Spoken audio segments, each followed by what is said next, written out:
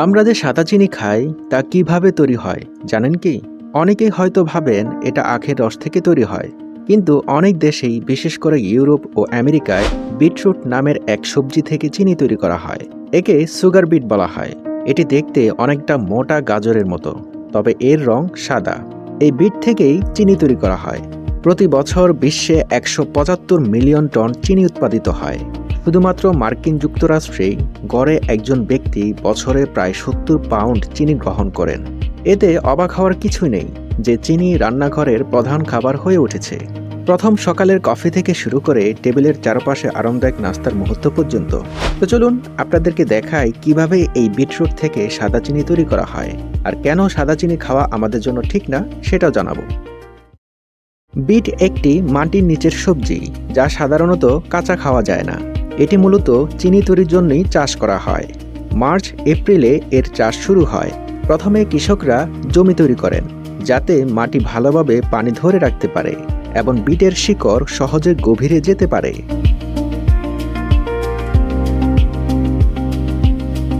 এরপর ছোট ছোট বলের মতো বীজ এক বিশেষ যন্ত্রের সাহায্যে সারিবদ্ধভাবে বপন করা হয়। ৫ থেকে ৭ দিনের মধ্যে চারা গাছ গজাতে শুরু করে এবং ধীরে ধীরে বড় হয়। কৃষকরা গাছের মূলের দিকে বিশেষ নজর দেন, কারণ সেটাই চিনির আসল উৎস। গরমকালে গাছ বড় হওয়ার জন্য প্রচুর পানির প্রয়োজন হয়, তাই জমিতে নিয়মিত পানি দেওয়া হয়। প্রায় ২ থেকে ৩ মাস পর জুলাই আগস্ট মাসে গাছ পরিপক্ক হয় এবং ফসল তোলার সময় আসে। বিট হারভেস্টার নামের একটি বিশাল যন্ত্র দিয়ে বিট গাছ তোলা হয়। এই যন্ত্র মাটির নিচ থেকে বিটকে তুলে ফেলে, শেকড় ও পাতা আলাদা করে দেয়। পুরো প্রক্রিয়াটি মাত্র কয়েক মিনিটের মধ্যে সম্পন্ন হয়।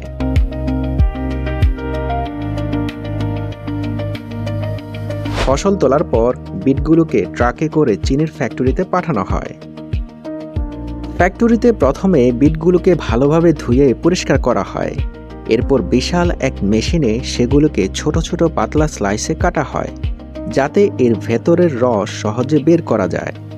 কাটা বিট স্লাইসগুলোকে ডিফিউশন ট্যাঙ্কে নেওয়া হয়। এটা অনেকটা বড় চুলার মতো, যেখানে গরম পানি ব্যবহার করে বিট থেকে রস বের করা হয়, অনেকটা চা তৈরির মতো। গরম পানির সঙ্গে মিশে বিট এক প্রকার তরল তৈরি করে, যাকে র জুস বা কাঁচা রস বলা হয়।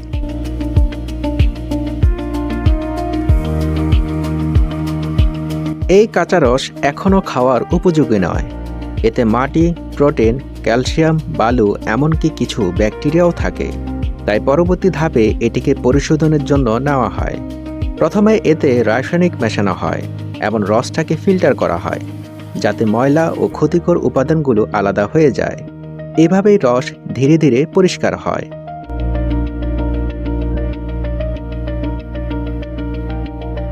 পরিশোধনের পর আমরা একটি বিশাল হলুদ রঙের পরিষ্কার তরল পাই।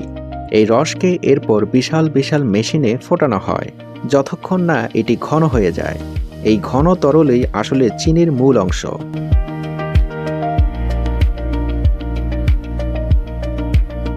এরপর একে ঠান্ডা করার জন্য পাঠানো হয়, যেখানে ধীরে ধীরে চিনির দানা তৈরি হতে শুরু করে।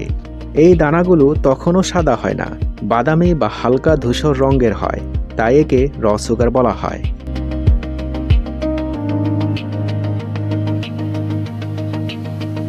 এরপর আসে রিফাইনিং বা পরিশোধন ধাপ। র সুগারকে আবার গলিয়ে পরিষ্কার করা হয়, ছেঁকে নেওয়া হয় এবং বিশেষ রাসায়নিক পদার্থ দিয়ে পরিশোধন করা হয়। এই রাসায়নিকগুলো সাধারণত খাবার উপযোগী এবং শরীরের জন্য ক্ষতিকর নয়, যা চিনিকে আরও বিশুদ্ধ করে তোলা হয়। এরপর চিনিকে আবার ঘন করা হয় এবং ধীরে ধীরে ঠান্ডা করে মিশরির মতো তৈরি করা হয়। তারপর সেগুলো প্রসেস করে ঝকঝকে সাদা চিনি বানানো হয়।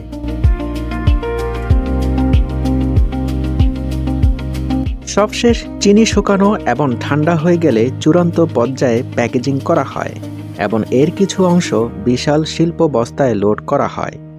প্রতিটির ওজন ২৫০০ পাউন্ড পর্যন্ত।